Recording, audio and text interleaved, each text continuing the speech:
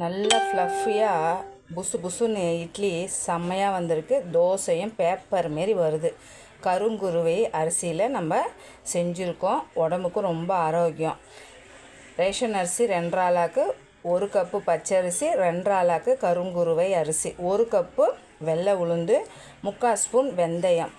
உளுந்தை மட்டும் கழுவிட்டு ஃப்ரிட்ஜில் வச்சுருங்க. வெந்தயத்தை ஆட்டிட்டு உளுந்தை தண்ணியில் போட்டு பாருங்கள், பந்து மாரி வரணும். அதுக்கப்புறம் உளுந்தை எடுத்துகிட்டு அரிசியை ஒரு 90% அரைச்சி ரெண்டுத்தையும் நல்லா மிக்ஸ் பண்ணி தனித்தனியாக எடுத்து வச்சுருங்க. காலையில் இட்லி சுடுறதுக்கு மட்டும் உப்பு போட்டுக்கிறேன்.